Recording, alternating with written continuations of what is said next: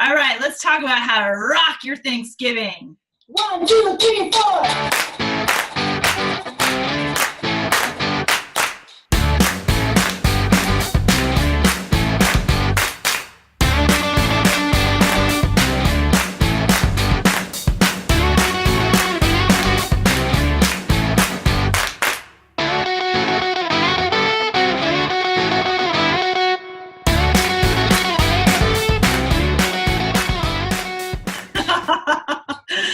Okay, you guys, this is going to be so fun. Thanksgiving is a huge American holiday, and this is something that has become a tradition in most American homes. So we want to do it right. We want to make it fun, and we want to make it memorable. So we're going to cover 3 things today and preparing to have your best Thanksgiving ever. And we're going to talk about preparing your food, preparing your mindset, and preparing for the experience that you actually want. And I know most of you guys know us for our low-carb foods and the delicious recipes that Michelle makes, and we share with you guys through our free download on the cookbooks. So we're going to talk about our Thanksgiving cookbook because there's so many awesome, yummy recipes in there. But we want you guys to feel like you're having the experience of your life with it. So Michelle's going to walk us through how to prepare for the best Thanksgiving ever using these amazing, amazing recipes, you guys. If you don't have this, first of all, let me just say, you've got to click on our link and download these immediately right now because we are in the countdown part to Thanksgiving, and you don't want to be left out of having delicious but healthy Thanksgiving recipes. And all your family's going to remember you for filling their bellies and making them happy, but not making them walk away weighing 100 pounds extra for the other foods that you guys would be feeding normally. So the trick is walk away, not roll away. All right, Michelle. Okay, I am the perfect person who would need to understand how to do this perfectly because I do not do this in that way. Okay. I'm not gonna say I don't do it well because I do it well for me. Like it happens, so therefore I feel like that's a success. But I want to do it like I want, like the stuff you see on magazine covers and Martha Stewart shows and what you do in your house. How does that work? It looks like a lot of work. All right, so I'm just going to put you on blast for a second because the whole reason that we're doing this podcast is because the first year when we came out with these Thanksgiving recipes, Paula invited people to her house at 2 or 3 o'clock in the afternoon, and that's when she started cooking for the whole Thanksgiving meal. What? So we didn't eat until like 8 or 9 o'clock at night. And so ever since then, we've teased her that, she's got to do at least the 3-day prep, which when I laid it out, it's really about a week and a half. So a week and a half in advance is when you need to start. All right. So the first thing that you've got to do is just like Paula said, download the cookbooks and print it out. Make sure you print out that cookbook. Or you can do what I do. I download mine to my pad, either your Kindle or your iPad. And I have a stand in the kitchen where I can put a cookbook, and I just use the digital. So, or print it out. So that's the number one thing, most important. Okay, the second thing you're going to want to do is go through that cookbook and decide everything that you want to make. I mean, some families do the whole spread. Some families do like a potluck. So you can pick the recipes you want, and then you're going to have to make a list of all the recipes you want to prepare. And then the next thing you're going to do is make your shopping list. And the reason I suggest that you do this a week and a half in advance is because the week before Thanksgiving is when all the good sales are. So if you wait till the last minute to go do your shopping, you're going to pay more than full price. You're going to pay extra. And I've seen this, in person where you go in the last minute and you need something and it's $5 when normally it's $2. So make sure you use your ad so you can, buy the best ingredients for the best prices. And that's got to be a week in advance. Like our ads start on Wednesday, so they'll come probably tomorrow. And by Wednesday, I'll be ready to do my shopping. I'll have everything laid out that I'll need. Okay, so as soon as you have your list done, as soon as your ads go active, my suggestion is go and do your shopping, because nothing that you're going to buy is going to spoil, you know, a week in advance. So go ahead and go do your shopping. Make sure that you get everything that you need. You know, check and double check your list, because the last thing you want to do is, you know, have to send somebody Thanksgiving morning or the day before when the stores are just packed with people. So that's the first thing. That's about a week in advance. Okay, so now we get to Paula's magic number, 3 to 4 days before Thanksgiving. Which is still a lot in my Right. So the most important thing that you need to do 3 to 4 days in advance is defrost your turkey. Okay, most of us get a frozen turkey. If you're getting a fresh turkey, this doesn't really apply, but even when we do buy a fresh turkey, I still freeze it because I just don't want to have to go and risk the day before that they don't have the right size or they don't have what I want. So the reason you've got to do this for 3 or 4 days in advance is because for every 4 to 5 pounds of turkey, your turkey needs to defrost 24 hours. So if you have a 20-pound turkey, that's 4 days. And you've got to defrost it in the refrigerator. Do not defrost it on the counter. Yes. Is there a reason why you can't put it in the oven when it's frozen? Don't you have to defrost it? What? What? If I was in the same room with you, I would hit you with the drumstick. And not a turkey drumstick, a real drumstick. No, babe, how is it going to defrost in the oven? Because it's hot in the oven and it's frozen. So it's okay, the turkey's 20 pounds. okay. It's going to maybe cook a little bit on the outside, but the inside is frozen. But it's not like on 400, but like. No, you'll eat raw. You're going to eat, you will serve frozen raw turkey. And you'll probably breed like some bacteria. Yeah, that's gross. Don't do that. All right, just asking. All right, Don't go to Paula's house. Don't come to mine. I buy my stuff already made, so you're safe. If Paula invites you for just say no. I'm so sorry, Paula. I'm busy. I'm sorry. Thank you so much, but I already have plans. My kids are not going to grow up with the memory of a Martha Stewart Thanksgiving. I'm cool with that, but that's just the. I think it would be so awesome though if they had 1 year. 1 year where you did this. All Michelle, right. I do have a question about defrosting though. Okay. So I know we don't want to obviously put it in the oven to defrost it, No. but how do you know, is there a way to tell that your turkey is defrosted, just to be sure? Okay, so the way you know is that by the 3rd or 4th day, you're going to open that turkey up because you're going to start prepping for your gravy and prepping your turkey to roast. And the way you know is when you stick your hand in there, you'll pull out the bag of giblets and the turkey neck. And they might still be a little bit frosty, but they're not going to be frozen solid. So, and Okay. so you'll know too because the bird itself will be more pliable. Otherwise, you won't be able to pull those out or probably even get your hand in there. Ah, okay. Good Okay? to know. Yes. Thank you. All right. So also 4 days before, I go through the cabinets because we don't use these things all the time. And I pull out all my serving dishes. All right. And I do that because on the last day, I do not want to be struggling. Where's my turkey platter? Where's my gravy boat? You know, all those things. It's like, I just don't want to struggle. I want to have it ready. And plus, since we do only use these once or twice a year, I always want to wash them, right? So pull them out, your serving dishes, wash them. I actually go through my menu and I'll take a Post-it, and I know this is going to drive some people crazy, but I'll put it on there. You know, I'm like, okay, I've got my turkey, I've got my gravy, I've got my stuffing, I've got my cauliflower mash, my salad bowl, all those things. And 2, make sure you take out all the utensils that you're going to need. Because a lot of times we don't use those utensils either.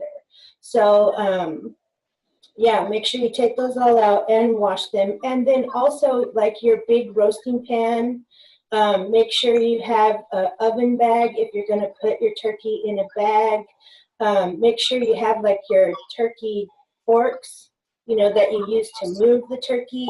If you use an electric knife, you know, all of these things that we don't use all the time, make sure you pull them out so that you have them in one place and you don't have to scramble to find them when you're already, you know, could be a little bit stressed on Thanksgiving. All right. The other thing I pull out on this day is all the linens, you know, the tablecloth and runner, whatever I'm going to use for the table. And any vases, like if I'm going to do some kind of a centerpiece with flowers. And if you're going to use china or any dishes other than your normal dishes, I pull those out as well. Make sure those are cleaned and ready to go. I'm coming to your house, Michelle. Okay. All right, so then 3 days before, that was 4 days before. So 3 days before, you can actually start cooking.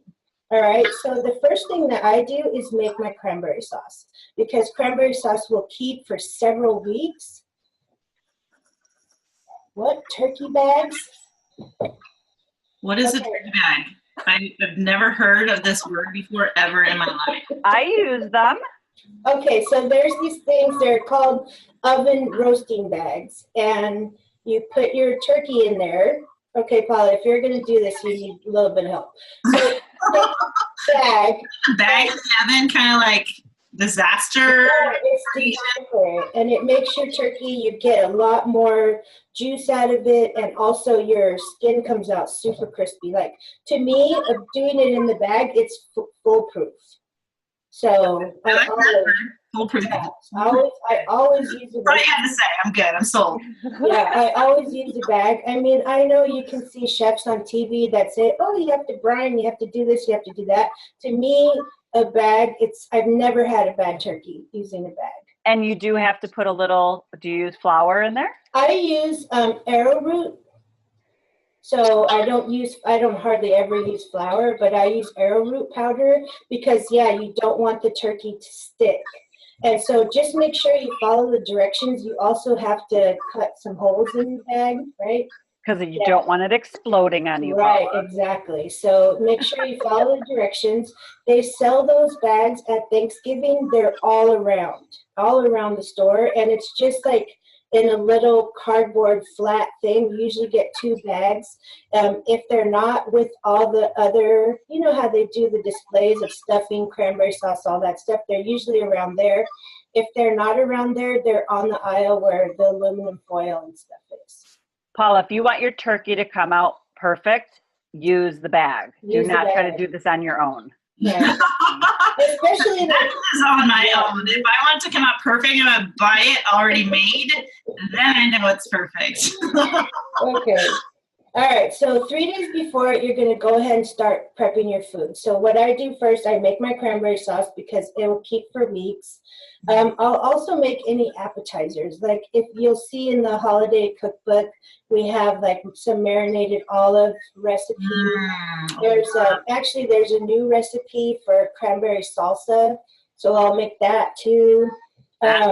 And then also make your salad dressing. If you're making the holiday salad, go ahead and make your salad dressing because it's going to keep for several days, and then you don't have to do it the day of. So do as much as you can in advance so that you don't have to think too much, because if you're making 4, 6, 7, 8 dishes, it's hard to juggle that many things on the day of. So do as much as you can in advance.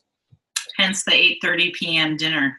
Right. I don't even know how you pulled that off. I mean, to me, that was a miracle. And it all looked good. Everybody was so happy that year, remember? Freaking hungry.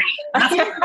I could have put stuff out of a can on a plate. And it's awesome. All right. So 2 days before, you're going to want to make your desserts. Okay. There's no reason that you need to make your desserts, you know, the day before or the day of, because the day before is going to be super busy. So I make my desserts. I always make our sugar-free pumpkin cheesecake. which is really delicious. I don't make pumpkin pie, but if you want to make the pumpkin pie that's in the cookbook, you can make that. And then our family, it's also tradition that we serve banana pudding. So I make that in advance. So go ahead and make your desserts. And then if you're going to have any flowers in the house, go ahead and buy them now and arrange them. In 2 days, they'll be even prettier than when the day you bought them. So, and then that way you don't have to worry about that either, you know, the day before or the day of. So that's 2 days before. And then 1 day before, this is where it gets kind of real. So you're going to start doing all the prep for your side dishes, okay? So you'll clean your vegetables depending on what you pick. You know, you'll have to clean your green beans, clean up your Brussels sprouts, whatever you're making, your salad ingredients, all these things, go ahead and get them cleaned and prepped to cook. And some of them you can even make on the day before. Like if you make the green beans with bacon, go ahead, cook the bacon. I would parboil the green beans so that on the day of, you just everything's put together. You just need to warm that dish up. You're not really cooking it, right? So you can go ahead and make your salad. You can get your stuffing ready to go. If you're going to make the mashed cauliflower, you can rice your cauliflower if you're not buying it already riced. Another thing that's important on this day, Kelly, you should be able to pull those giblets out of the turkey. You want to start your stock for the gravy. If you're making your own gravy, you want to use the giblets to, give it that really, authentic home cooked flavor. And all you do to do that is you take your giblets and you put them in water with celery, onion, and some carrots, and you just boil them, right? So you're just going to boil them until, they're done. And then you can either throw away the giblets or you can chop them up and use them for your gravy. But what you want is that stock. So you'll take out all the giblets. If you're going to use them, first of all, throw away the turkey neck. Nobody uses that. My dad ate the turkey neck. Did he? Yeah, we used to put it on top of the stuffing and cook it that way. And, okay, so. But my dad was the only one that I remember. But if you're boiling it, it's not. But it's totally good for the flavor. But probably, boiled, he probably wouldn't eat it. So he ate his roasted. So that makes better sense. I know. My tummy's hurting right now. Ew. Gross. But then if you're going to use your giblets, keep those to the side, and you can go ahead and chop them up so that they're ready when you get ready to make your gravy. Mine go right in the garbage can as soon as they come out of the turkey. Boop. Yeah, I don't like giblets either, but my mom loves giblets, so she actually makes the gravy on Thanksgiving, and then our deal is that I get to scoop my gravy first, and it's before she stirs all the giblets all around. So I always I don't like that stuff. But it does make for good flavor in the gravy. Can you give that to your pets? What? No? Don't they isn't that like the heart? Oh, yes, you can give them to your pets. But Really? Yeah, you absolutely can. Little Cruiser can eat the heart? Yep. Dude, he's like king. Carnivore. He's a wolf. Maybe Little Chicken would like it better. Yeah, she could eat it too. All right, and then the last thing for our family, I usually make our holiday wine spritzer, which is also in the cookbook, and I'll do that the day before because I don't want to deal with it on the day of. So once you do all that, take a breath. You're going to have to take a breath, and then, so now you've got most of the major prep done, so you can go ahead and clean. So, because you're going to destroy your kitchen in the last few days, so you've got to clean, right? So this is when I take the time to clean the kitchen, do the floor. What? Exhausted, just listen. Oh my goodness. God. And then also after I clean that night or that afternoon before Thanksgiving, I'll go ahead and set up the table. So I put out the I put out the tablecloth, and then I'll put the centerpiece and the china or whatever. Go ahead and set the table. And then two, I take out a long, thin table. It's almost like bar height. And I put that in my kitchen because that's where I serve from. So we serve like buffet style. But I want that placed and covered with tablecloth before I start because I don't want to mess with that on the day of. Okay, and then two, you'll already have all your serving stuff. So I place my stuff on the buffet, like my dishes, how I want people to be able to serve themselves. So it'll be like the turkey platter and then the cauliflower mash, the raw rice stuffing, blah, blah, blah, blah, blah, however you want it. And then just make sure you have everything that you need. All right, and then the final thing you'll do that night is get your turkey prepped. So if you're using the recipe that's in the cookbook, you'll have to get the herbs and, obviously you already have them from your shopping list, but you can go ahead and prep the turkey, put it in the roasting bag, make sure you follow their directions, and then put it in your roasting pan and put that in the fridge so that in the morning when you start cooking, it's ready to go. You don't have to worry about anything. And the final thing that I do the day before is figure out what time I need to put my turkey in the oven. Okay?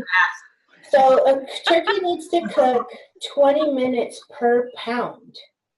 Okay, so if you have a 20-pound turkey, that turkey is going to cook for between 6 and 6.5 hours. Now, if you're using the bag, the turkey actually cooks a little bit faster. So make sure you read what it says on the bag. And obviously, you need to watch your turkey. You don't just shove it in the oven and don't look at it again for 6 hours.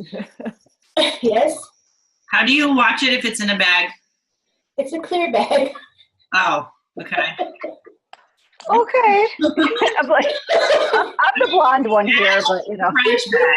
Those are black. I don't know, or they're white. Okay, I thought she meant like a paper bag. You're cracking me up. You're cracking me up. You're killing me, Smalls. Okay. All right. So somebody out there besides me doesn't know this, so I'm asking for you guys. I knew that. I was just asking for you guys. That's all. Okay, right. All right. So your nose just grew a little tiny bit. All right. So now it's Thanksgiving, right? This is my favorite.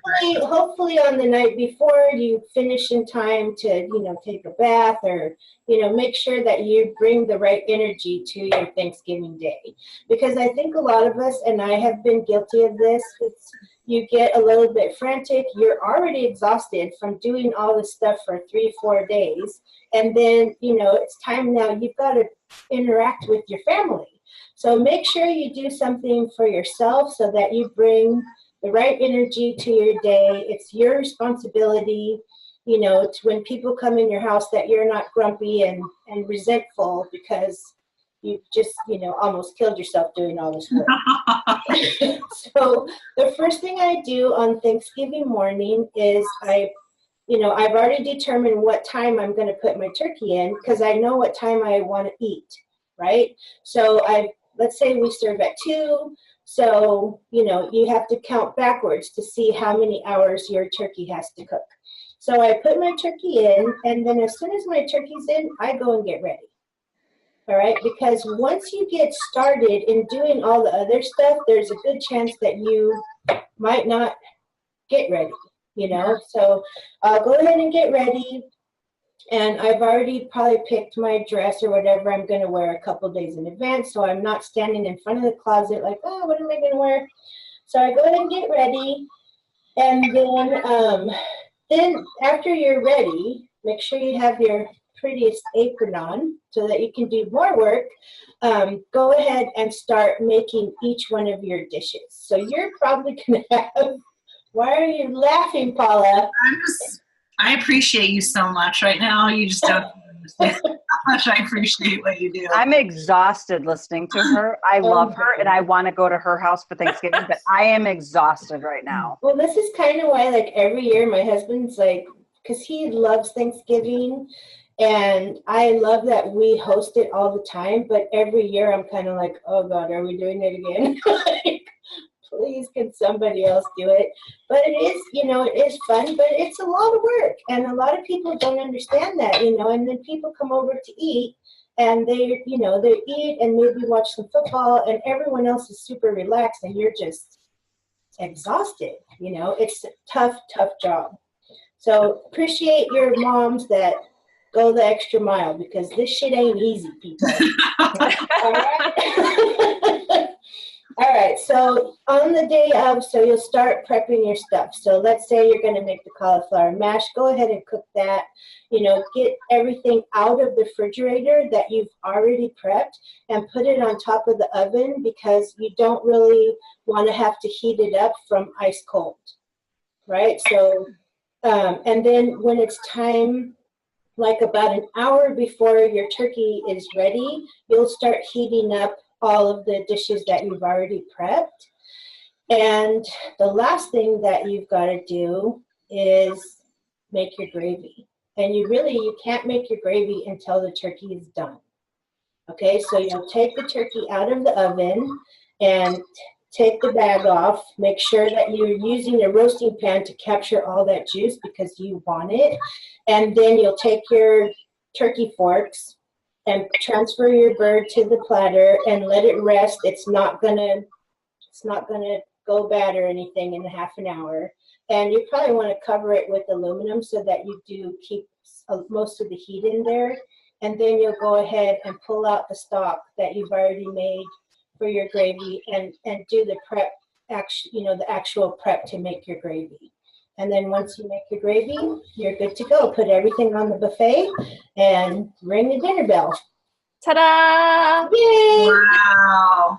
This is why moms who do this work just like, here, have another plate. Here, have another plate and another plate. Like eat this food. Otherwise, Right? I'll kill you because I did all this work.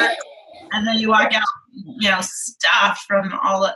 But Michelle, just like, freaking A, man. That's just incredible. The amount of work you put into the tradition for your family is absolutely amazing. Like, I'm Well, and then it's not even done because after everyone leaves, you still have to clean the bird. Like, you'll debone the turkey before you go to bed. I do. And maybe even start the carcass to make a soup. Like, it's still not over. That's what I wanted to hear. I have a question, Yeah. Michelle. Yes. So what happens when if somebody came to you and they work a full-time job? What recommendations would you give to them? Because obviously this is a lot of prep that you do. Right. But now these women that are like, oh my God, like, how would I do this? And I'm working Monday through Friday or, whatever. Like, what recommendations would you give to them? Okay, first of all, I would recommend that they pick recipes and give them to members that are coming to their Thanksgiving and tell them, I want you to make this. You make this, you make this, you make this, so that maybe, she's only making the salad, the bird, and one dessert, or whatever she can, whatever she's got the bandwidth to cover. Because I know when I was working full-time, I always took those days off.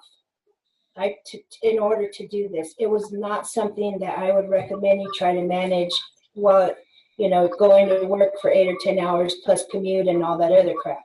So the best advice I could give is make it a potluck so that you're not completely, because you'll kill yourself. So, yeah. Good. Otherwise, take the days off because you'll go to work and then this is at least several hours of work each day, before turkey day. So, yeah, definitely do it in advance. You could probably do some food prep on Sunday, just like we normally do food prep. But I think the potluck is the best idea for sure. So obviously, you guys who are listening, this is sort of like if you want to do the granddaddy version of a Thanksgiving tradition and provide this really beautiful, healthy, made with lots of love meal for your family. So those of you who love to cook, those of you who love to give, who love to express love to your families with food and home cooked meals, you're probably going, oh my God, this is so great. I love it. And for you and for anybody, if you guys get our downloaded cookbooks, you're going to get this whole prep list that Michelle just went through with the cookbook and all the recipes, so that you guys will have that all laid out for you so that you can do that. Now, I don't know, Michelle, for someone like me, I see catastrophe happening if I try this whole thing in one go. So I could do the potluck, but for someone who doesn't really cook a lot, like, which recipes would you recommend from the cookbook would be the more simple ones to start kind of breaking into? Well, I mean, most of the recipes are pretty simple, but like the cauliflower mash is simple. You could do the simple green beans. The salad is super simple. It's not really that any one recipe is complicated. It's that the volume of the however many number of dishes you want to serve, that's where it gets crazy. If you're, you got somebody that can't live without stuffing, somebody can't live without mashed potatoes, somebody can't live without yams, the whole thing. So if you want to keep it simple, pick what you like, your favorites, and maybe only serve the turkey with 2 or 3 sides. You don't have to do the whole shebang. Okay. Yeah, no, good tips. Jenny, what do you guys normally do at your house as a tradition for Thanksgiving? How does it work there? Well, I mean, one of our traditions actually is our grandma's potato stuffing, and it's just a tradition that we've always had carried down. And again, I won't ever make it throughout the year, but I do make it on Thanksgiving for our family, just, as a reminder of our, just of our childhood.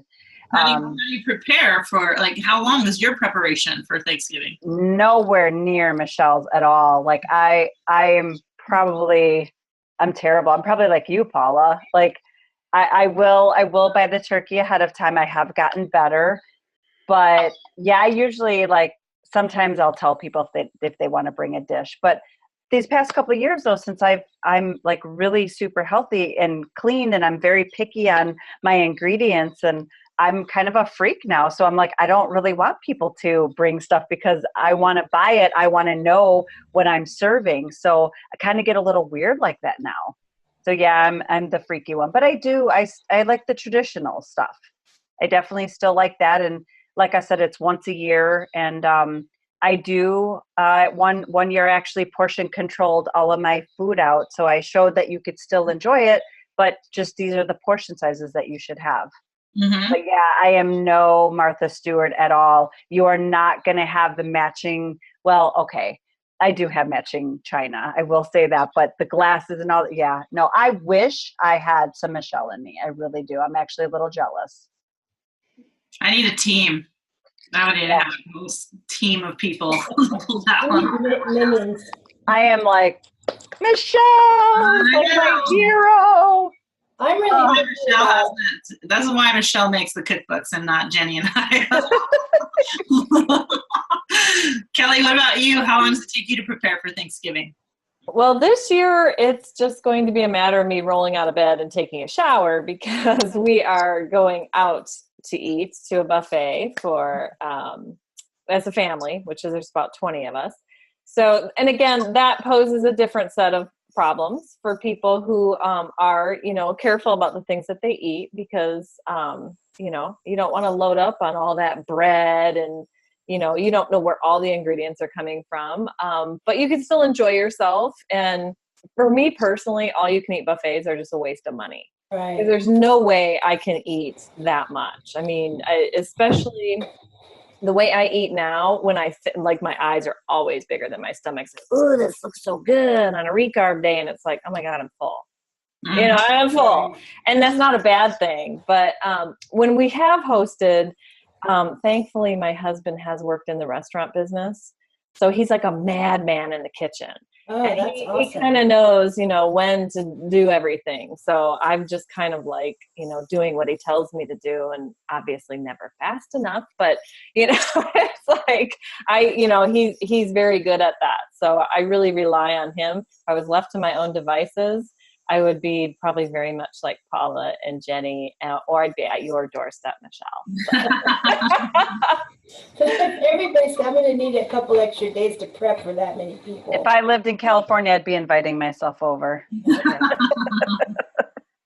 Yeah, so for me, my prep is I'll admit that probably about a week or two before Thanksgiving, I'll start looking at the recipes and just kind of get an idea of which ones I want to do again, or a new one that I might want to try, because I'm realistic in understanding that I love every single recipe in the cookbook, but I'm never going to pull off doing all of it.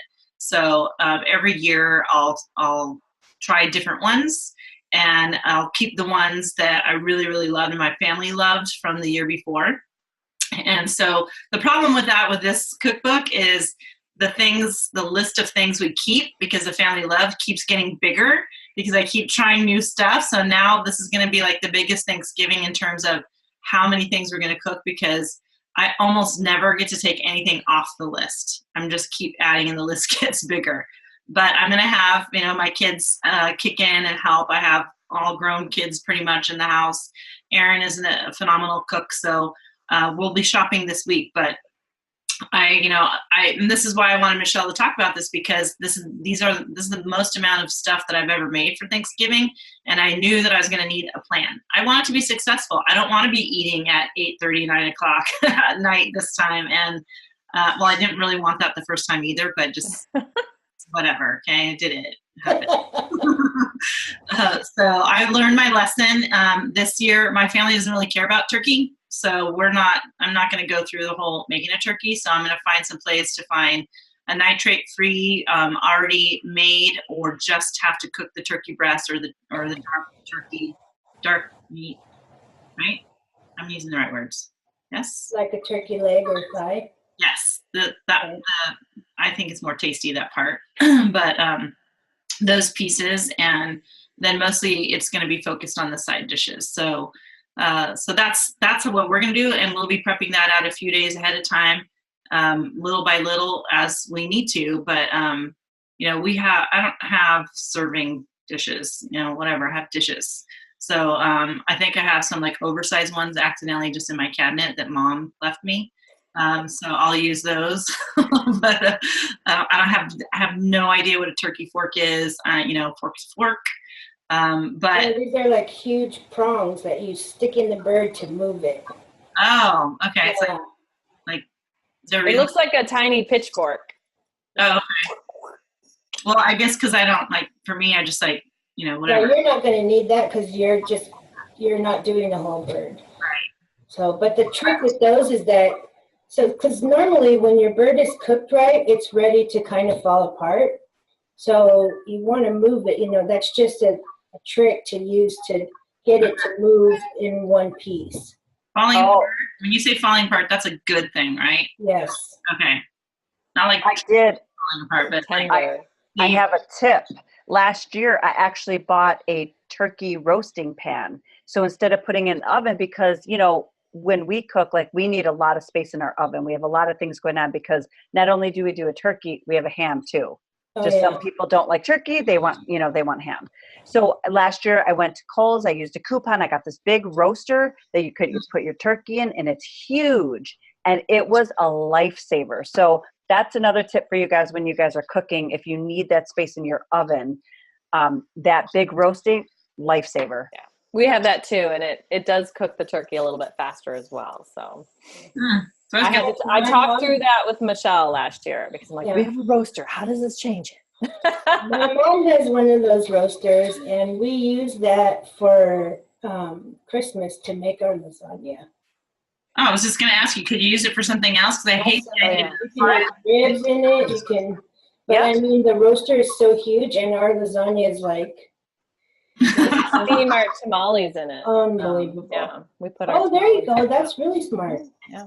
Okay, so we're talking about preparation. You just have Michelle's huge preparation list to give you this ideal, beautiful Thanksgiving tradition for your family if you love to go through all of that. Or you can take your list and the recipes and edit that down to, you know, the kind of version that your version of how you want to do it. Add some of your own family traditional things like Kelly and Jenny do. But the other things that we said that we were going to talk about is preparing your mind. Michelle had a great tip on making sure you get some treat for relaxation in for yourself before the day that everybody comes, like after you've done most of the work. So you have at least a little bit of rejuvenation before everybody starts coming in. And then you have to spend a different kind of energy that when people are there, more social, and allow yourself to be present and pleasant and positive and really just being able to engage in a way that you want to, because this is all about creating memories. So if our mindset is stuck in the last 3 days of preparation, as opposed to being present with the relationships that you want to bond and, you know, create great conversations and see how people are doing, you're going to miss all of that opportunity if you don't stop and take a moment and do what we learn in high performance, which is called release tension, set intention. So it's a really intense process to prepare for such a big tradition when you're planning something, especially as grand as Michelle does. But even if it's not, just preparing any kind of a big meal, knowing that people are going to be coming over, even if it's just your immediate family, to be able to let that process go, say, okay, I finished that, I'm done. I've done my due diligence, I planned it out, I prepped it out, I did all the work. Now let me let go of the tension that was involved with that and set my intention to be fully present with my family and create awesome memories and conversation, and not be the mom who's just like, I just slaved for you. But the mom is like, oh, tell me about what's going on. And really choose and determine how you want to feel through that experience. And so we're not allowing old triggers or any triggers that are going to come from feeling unappreciated for all the work that you just did. Because people, if they're not involved in your process, they're really not going to have any idea. I had no idea that Michelle goes through all of this stuff. And you can't expect people to know that that's what you're choosing to do to prepare for that. So you can't go into an interaction with family and expect them to be like kissing your feet for all the work that you just did. They have no idea. They appreciate being there with you, and that's what they want to do. They want to experience you. So determine the feeling that you want to have so you're not triggered into a negative emotion. Pause. Choose the emotion you actually want to have and experience and remember with your family, and then choose to feel that way and stay in that space. And what do you guys like? How do you prepare in terms of your mindset? Because sometimes it can be challenging. You know, if you let it, right? It can be challenging when there's different personalities in the house coming together that don't usually interact together. Well, for myself, I think, and this is just kind of piggyback on what you talked about, Paula, was, you know, we have an expectation for the way we want our holiday to be. Michelle goes through all this work, and maybe, you know, she has a certain way of looking at it, or I have a certain way of looking at it, but that doesn't necessarily mean everybody else has that same expectation. So the way they enjoy a holiday may be different than the way we are envisioning how we enjoy a holiday. So it's just kind of like being present and understanding that you're getting the most out of it for you, but they're also doing what they feel they're getting the most out of it, that special time. So it's like, I always get a little frustrated. I love the Norman Rockwell paintings because they depict such a wonderful thing, but it's not like that. I mean, it's like, it's so not like that. I always just want to stab the turkey in the picture, but, you know, it's just really enjoying what you're there for, not necessarily the food, for the family. Sometimes it may be people that you're not, you know, don't always want to be around, but it's one time a year. It's one time a year, and you choose the way you show up. If you're going to show up all curmudgeon-y and horrible, you're going to get coal in your stocking in a month. So don't worry about that. But then you're going to ruin it for yourself. So you are responsible, just like Michelle said, for the energy you bring into that space. And you want to make sure everyone else is enjoying themselves, but you also set the tone for you. So I think that always works. It's a couple hours, and as you're waving goodbye, you're like, oh yeah, bye, but that's okay. So where's the rest of my wine spritzer? Exactly. I think what you guys think, like Michelle's preparation for Thanksgiving is a lot, and maybe you were exhausted by that. I truly believe that this is a year-long process for us to have the intention for the holidays too, and just our everyday life. And that's something that I really work on every single day with my mindset and just how I want to be around people. So just me prepping myself for the whole year just makes the holidays a whole lot easier, because there are people that it is very difficult to be around. They could be just, some are very political, or just, you guys all know that, like, we have family members who just sometimes aren't right, and it's just not their fault, but it's very hard to be around them sometimes. So if you don't mentally prepare for yourself, and I would even say, Michelle would take a bath, I would say take a meditation, Right. Go in the room and actually, even if you have to put headphones on, and you just take that 5 minutes to yourself and really start deep breathing and set the attention of how you want to feel and bring yourself to that table. I really think that that's really important. That's what I usually do. I haven't always done that my whole life. And I will tell you, the holidays that I've had were very stressful, and I hated every single moment of it. And when they were gone, I was like, slam the door. I'm like, thank God, I don't ever want to do that again. And that shouldn't be that way. We really shouldn't have that. Like these are our friends, our family, our blood. Like, they're our world. And holidays, I don't think you don't have to feel that way. And another tip that you could tell people, and this is the one we learned from Brendan, is when people say, what can I bring? What can I help you? What can I bring? You simply say to them, bring the joy. And you send the attention up for them. And I think that's really important, that they are like, what'd she say? Like, and that gets them to start thinking. Because I love that. that helps. That's good. That's true. If you're fostering these relationships over the course of the year, and it doesn't mean you have to constantly be in contact with them, but if these are people who you're inviting to a tradition, a family tradition, that you're creating memories, why not all year long? Just, periodically, just like, hey, I just want you to know I'm thinking about you. I care about you. I'm looking forward to seeing you at the end of the year at Thanksgiving time.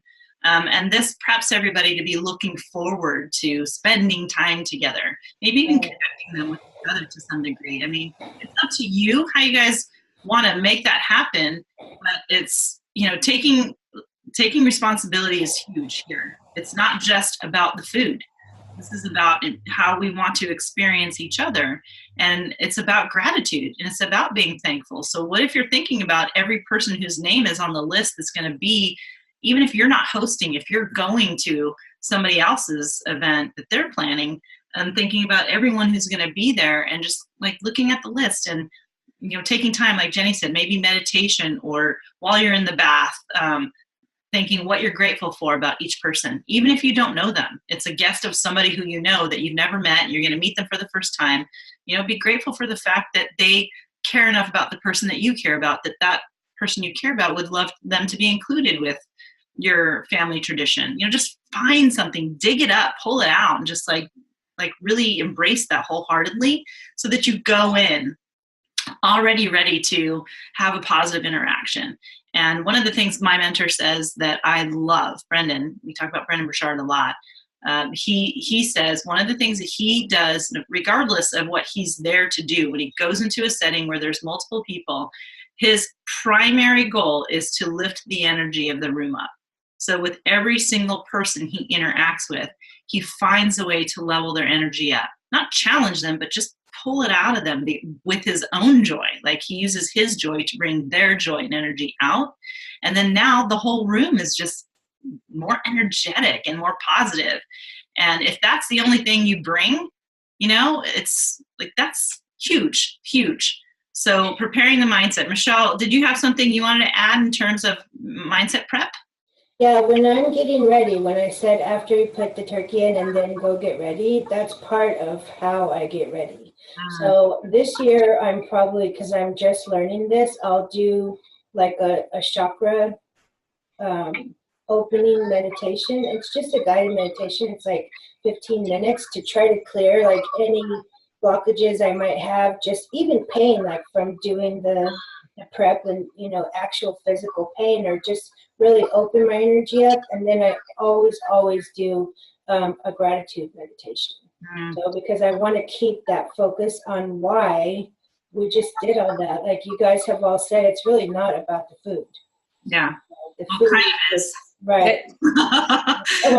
But I mean, it is. And since I'm the hostess, I've got to be cognizant of, you know, how everybody feels. This is my space, and it's my responsibility to make sure that, you know, I bring my best energy so that everyone else can have, you know, a fabulous time. I love that everybody depends on me to do this, and they're doing it not because they have a crappy time at my house, Right. you know, or not because I make the best turkey. It's just, you know, the whole vibe, the whole energy is positive, and that's why, you know, they want to come back year after year.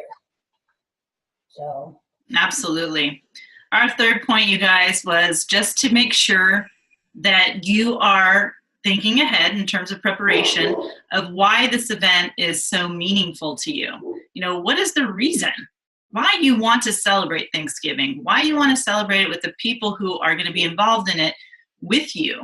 And if you determine that ahead of time, and any part of the process that you're moving through to get to that moment when you guys are spending that time together, you know, when you're doing all the preparation work for the food, when you're getting the energy in your house and the culture of your home ready for the guests coming in, you're thinking always about tying it back to what is the reason why this is going to be so meaningful, at least for me, you know, to come into this, so that when it starts getting frustrated, when you hit an obstacle, when you hit something that's going to test you, that you're tapping into that reason of why it's so important for you to stay connected to the meaning. Pull that out and make it deep and make it linked to something that is going to build a memory for the future. My dogs are very excited about this idea. Yeah, listen to them going off. They're like, yeah, yeah, and give me the bones. Don't give the dog the bones. But, you know, in terms of meaning, like, Jenny, when you come into Thanksgiving, why is that so meaningful for you? Like, what does it mean to you? Tradition, getting to see people that we haven't seen the whole year. I mean, we go through life and we have all these relatives that we don't ever see because everybody's so busy. So this is our one time to actually come together and gather and catch up. So I think, you know, if we have the intention of like, you know, there's somebody that you don't like and you're just like, oh God, you know, and you have that energy, negative energy already building up in you. That's, I mean, that's going to be there when you see them. So that just, it just needs to, it's practice, and you just need to get that out of your mindset and really just find the joy. And really, like you said, you know, thinking about that, preparing yourself ahead of time that you're going to make this a fun time no matter what, getting together. And so that when they leave you, that they don't feel that, they don't have that negative energy like, you know, oh, thank God I don't have to see her again for another year. You know, you really want to just really make it fun and a very memorable time, because when you keep doing this year after year, people are actually going to want to be around you. Whether or not they come to you or you go to them, they're actually going to enjoy spending time with you. You're like, God, you know, like Jenny really changed. Like, I really enjoy, like, you want to actually, I feel like I always talk about a magnet when you meet somebody and just connecting. That's what I want you to feel, is I want you to have that connection and not bounce off of somebody. That to me, it just makes it a better time. And then you look forward to the next year.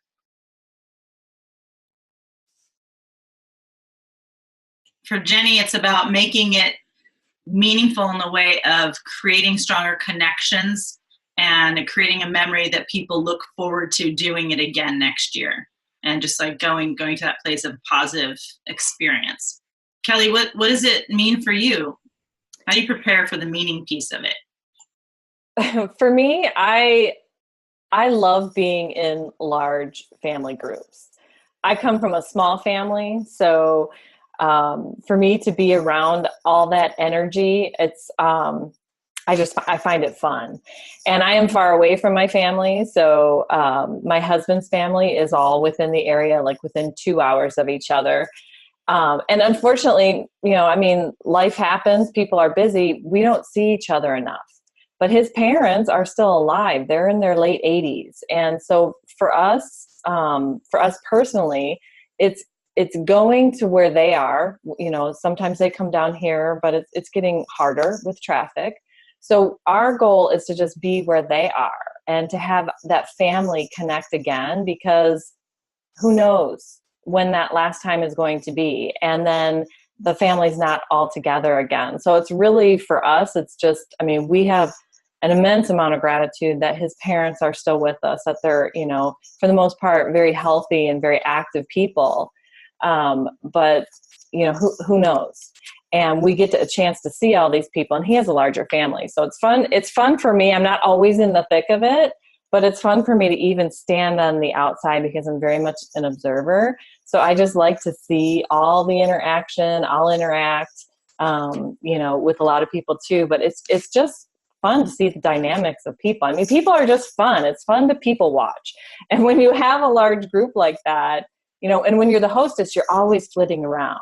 So it is very exhausting, but it's fun too, because you get a taste of everybody when you're the hostess. Sometimes you don't always get that when you're just a guest, because you tend to talk a lot, maybe longer to one person. But, I think too, it is the connection part, because we run so hard all year long at our jobs or whatever. And it's the time to sit back and just go, yeah, this is the time that I work hard for, is to be able to be present and enjoy, and hopefully you're with people that you love and care about. And as long as I'm where, my son is, my husband, I'm happy. So, wherever we go, that's, we just take the memories and the family feeling there. So that's really what it's about for us. And Michelle, what does it mean for you? And we heard you talk about the preparation process for the food, but there's more to Michelle than just really amazing, delicious, healthy goddess cooking skills. I do it to honor the women before me. So the only reason that I am the person that I am, or do holidays the way I do them, is because that's the way my mom did it. That's the way my grandma did it. They always put so much love into a family event. And I want to keep that tradition going. I want to honor them. Like, the banana pudding I make is not really something that we would consider HEROMOM, but my grandma always made banana pudding for me when I was a kid, and that was kind of like our thing. And I think I'm the only one in the family that has the recipe. But it's really about honoring those traditions, but more importantly, honoring those women and trying to keep that legacy going. Like, one day when I'm not here, like, hopefully my son, even if he doesn't make the full spread, maybe he'll make one or two things, and it'll be that special to him that, oh, my mom always made me this, or this reminds me of my mom's Thanksgivings, So, and then the second part is really, sharing with my family the healthier versions of all of these traditional foods, and knowing that I'm nourishing them body and soul, and I'm sharing with them my whole heart, through the food. So it's really, for me, it is kind of a huge deal. So, and now I'm going to cry. I'm not crying. You're crying. That's so beautiful. That's amazing. And I love that. So, and again, it's like the perfect example of how it's different in terms of meaning for all of us. For me, I'm not a person who comes from a long line of traditions. You know, my mom's a foreigner. She's from Japan. They didn't have Thanksgiving there. So it was absolutely something. My mom's a phenomenal cook, and she totally embraced the American tradition of Thanksgiving and rocked out our Thanksgiving every single year and worked really hard to bring really great versions of all of the traditional foods.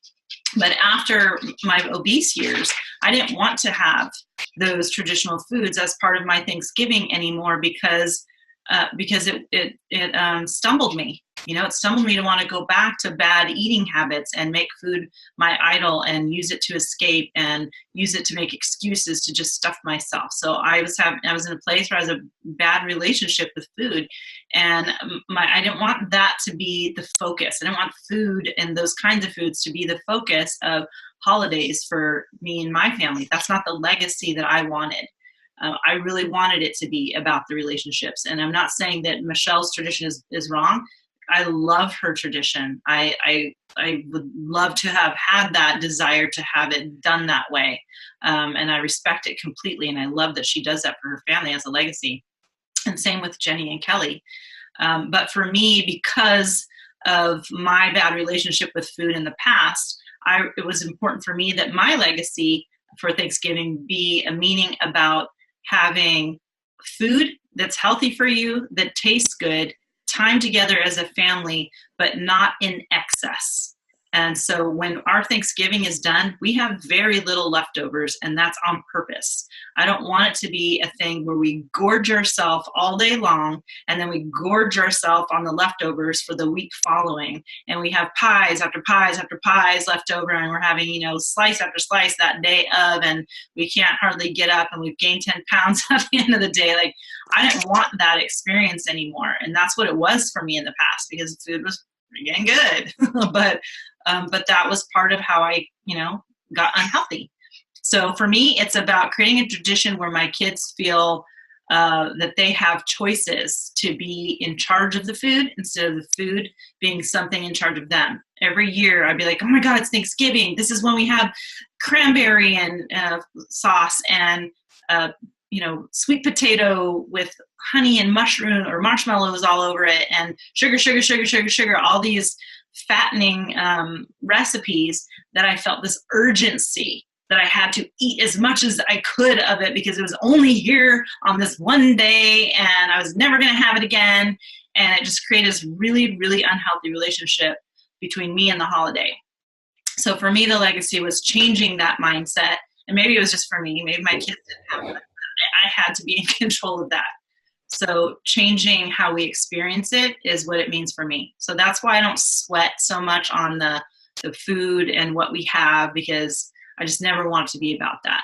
But I love the foods in this recipe. So now I want it to be even more so about the meaning coming from choosing healthy foods with good portions and creating, giving my kids the ability to have a tradition that is around, that does match our, you know, our nation's traditions in our own unique way. Because for a while I didn't do Thanksgiving. I'll be honest with you. My fear of food made me not celebrate it and not do any of the traditions. And that was not fair to my kids. So this is how I bring it in now. So Michelle, I'm grateful to you for creating these delicious recipes that all of us now get to feel safe and have our focus on the correct and right things, and not be worshiping the food experience, but making it truly like about relationships and family and really beautiful memories. Well, one of the good things too about the recipes is you don't have to wait. Like there's a yam recipe that doesn't have sugar, it doesn't have marshmallows, but it's freaking awesome. So you can make it any time of the year you want. It doesn't have to be that obsessive thing like you're saying, like, oh, I can only eat it one day and I have to eat all of it. So everything that's in the cookbook is healthy and something you can be proud to serve, and you can use the recipes all year long. You know, yeah. There's a few of them in there that we eat all year long because they are so good. Yeah. All right, guys. I thank you guys so much for spending this time with us on the preparation in those 3 areas that we talked about: food, mindset, and making Thanksgiving meaningful. I hope that it serves you. It's such a pleasure for us to share the things that we've learned. We would love to know the things that you guys have brought in to your traditions for your Thanksgiving, and how you've made it meaningful, and how you've managed your mindset, and how you prep for all the traditional foods that you guys bring. And if you're interested in Michelle's prep and all of the recipes that she's created, please click on the download link and get that cookbook. You will not regret it. And I know it's close to Thanksgiving, but there's still time for you to bring a few of those recipes into your holiday, and your family will absolutely love it. All right, thank you guys for joining us. We'll see you on the next podcast. Bye.